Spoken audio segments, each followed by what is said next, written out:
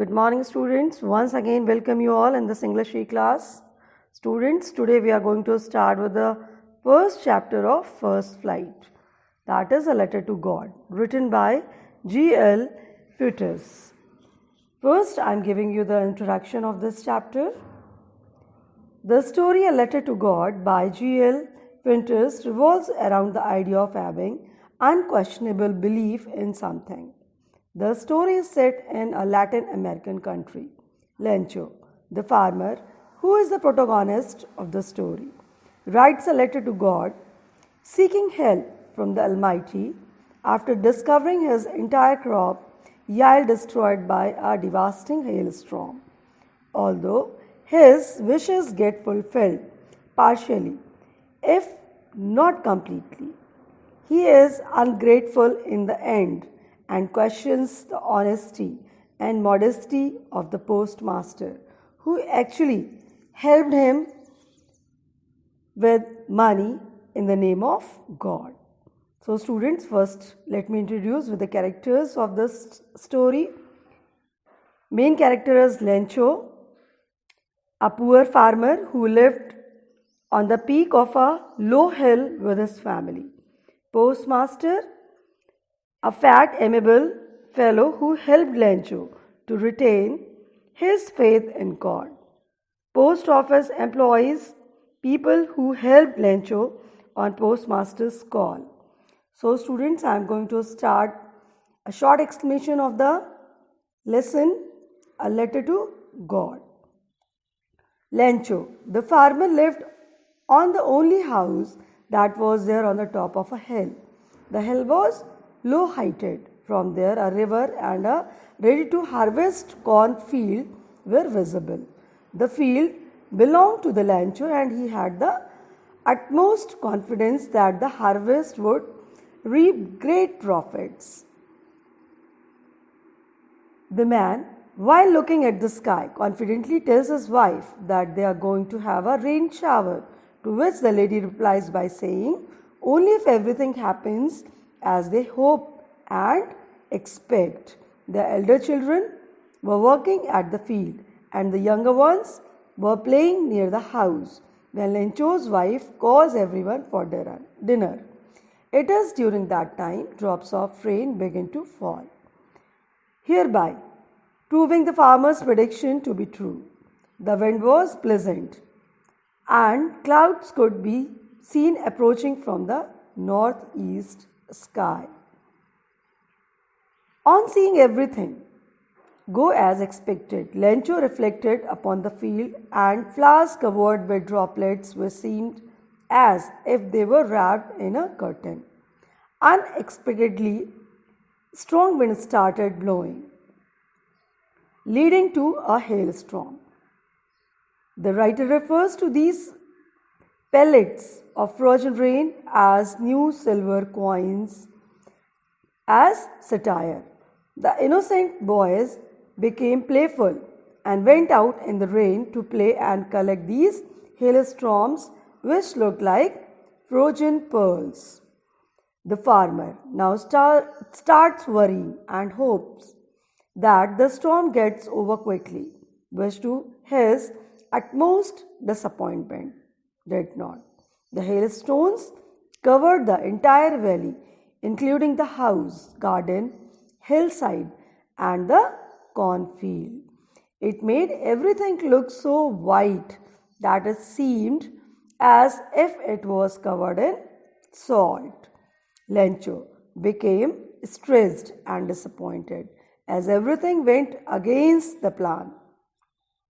The trees had shed their leaves, corn were smashed, and flowers had also fallen from their plants.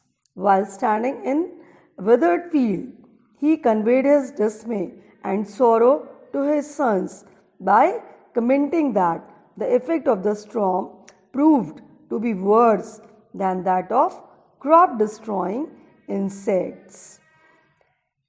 Even after everything had gone southwards, the family still had hope in their hearts of hearts. They had faith in the Almighty even after nothing was left. They gave each other support and recalled a saying which assures that no one ever dies of starvation. All through the night, Lencho thought only of his one hope, the help of God, whose eyes, as he had been instructed, see everything, even what is deep in one's conscience. Lencho spent his entire night thinking of only option left, that was to seek the help of God, who, he had been informed, has its eyes and ears everywhere. He thought of writing a letter to God conveying his grief. Despite spending all these years working at the farm, he still knew how to write. He started writing on the Sunday morning and thought of mailing it himself by going to town. In his letter to God, he communicated his poverty-stricken situation and mentioned that he needed 100 pesos to regenerate the crops along with surviving until they are ready to harvest. On the envelope, he wrote to God. Then at the post office, placed a stamp on the letter and dropped it in the mailbox. A postman, who was also an employee of the post office, noticed Lencho's letter and showed it to the postmaster.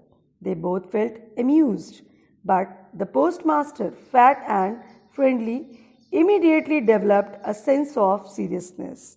He was astounded at the amount of faith Lencho has in God and wished he had the same.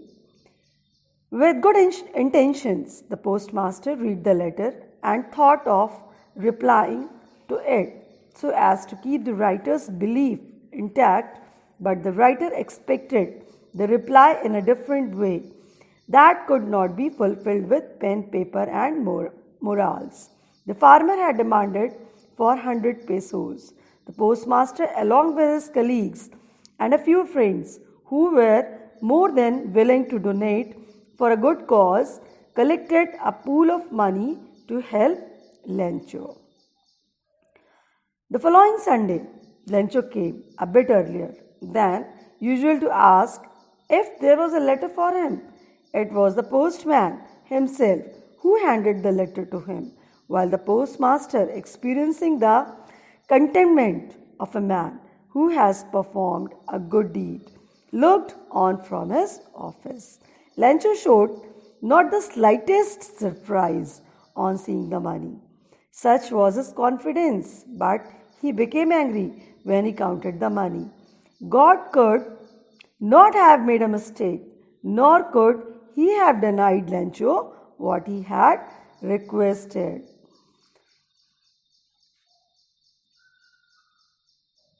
On being disappointed, he started looking for ink and paper to write to God. While writing, his eyebrows got curled out of concentration with which he was drafting a new request. On completing, he affixed it with a stamp. As soon as he dropped it into the mailbox, the postmaster took it out to read it. Lencho complained that he had only received 70 pesos and he is really in need of remaining amount. He doubted the integrity and honesty of the post office employees and suggested that the money should not be sent by a post because he doubted that the staff at the post office must have stolen the missing amount. So students, we have completed the explanation of this chapter. I will send the assignments, do that and send me back on the email ID which I have given. Thank you all. God bless you. Have a nice day.